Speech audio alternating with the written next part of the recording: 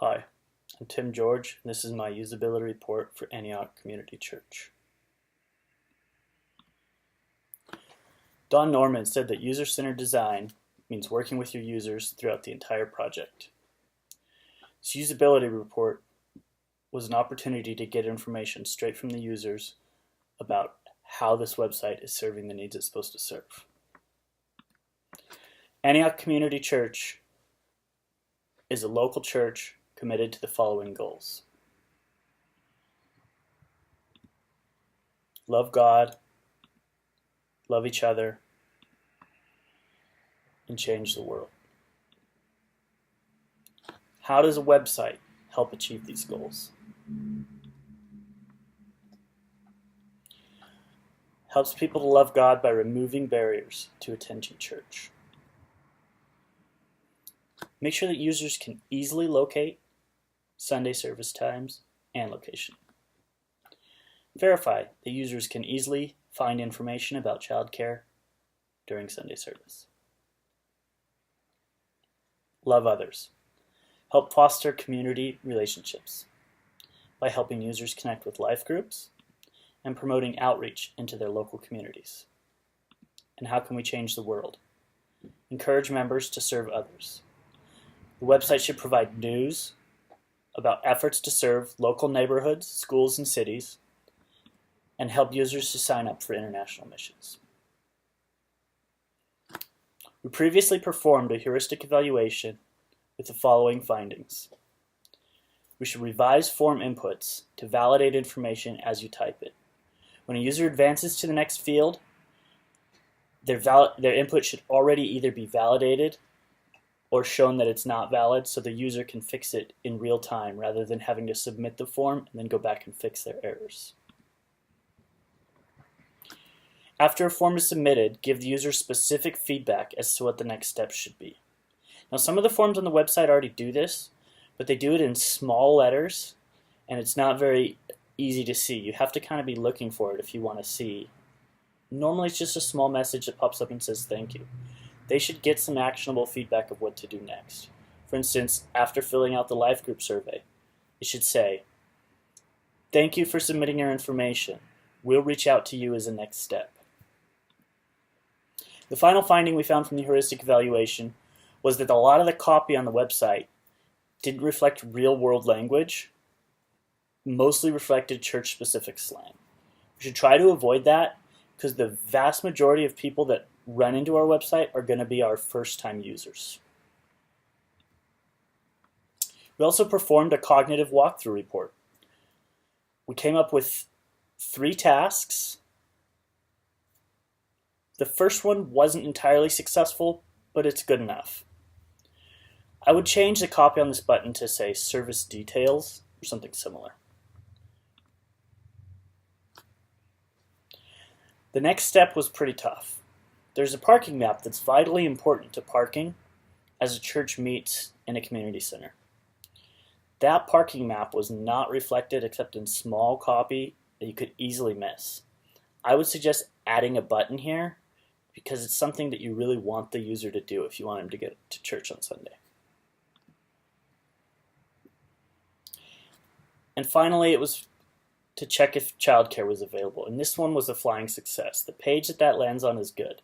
We'll get to some other results on that in a little bit that kind of muddy the waters on that, but for now, let's assume this one's good.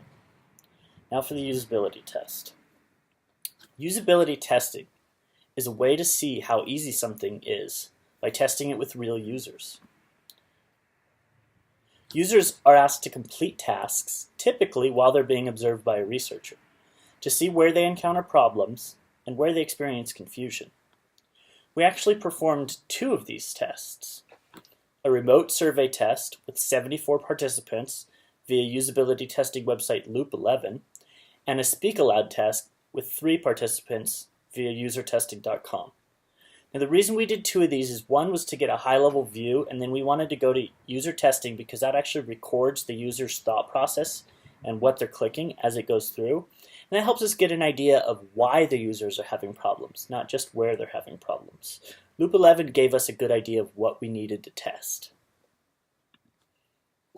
So we built tasks corresponding to each of the website's main goals. Love God, love each other, change the world. Our first task we'll look at is to check if users can find out if childcare is available during Sunday service.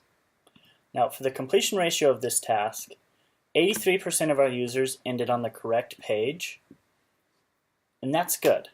15% of the users didn't end up in the right place but thought they did. 2% of the users gave up.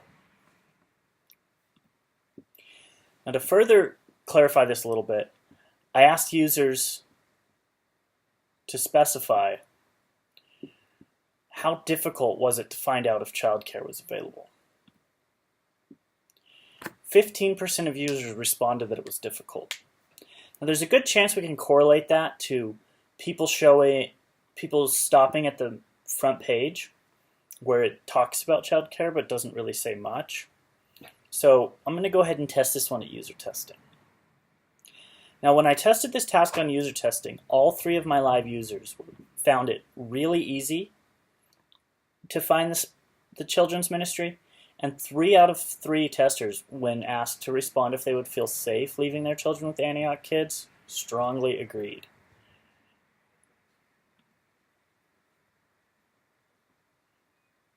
Right now, I'm not sure if this is something in addition that you pay for, or if this is the childcare during the Sunday services. So let's take a look here. What to expect. Every Sunday, children will do age appropriate. Okay, so this sounds like yes. So it is on Sunday. So as you can see, people had an easy time navigating to the page, but they didn't necessarily have an easy time figuring out what to do once they got there. And this confirms our findings from the heuristic evaluation. We should update the copy to reflect exactly what's going on. Next is love each other. On our user testing task, we asked participants to sign up to receive information about attending a midweek small group meeting, what our church calls life groups. As you can see, some of the participants had trouble figuring that out. Sundays, connect. Okay, life groups, kids serve. 2 groups. Okay, I think I'm just going to click on.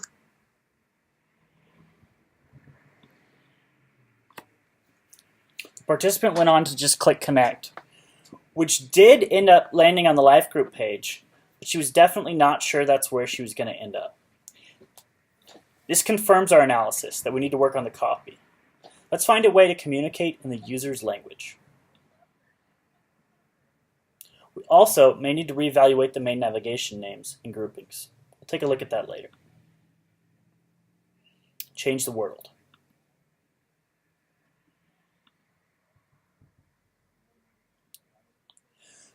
For our Loop 11 task, we asked people to navigate to the site to find the registration form for the Tijuana trip.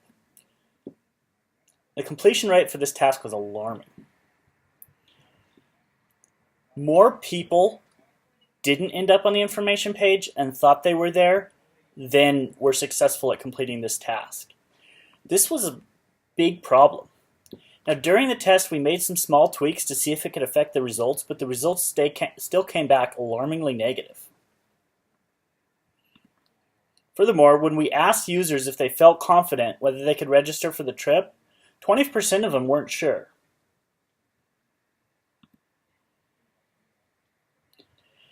Half of the test participants thought they were on the information page, but were stuck on the main missions page.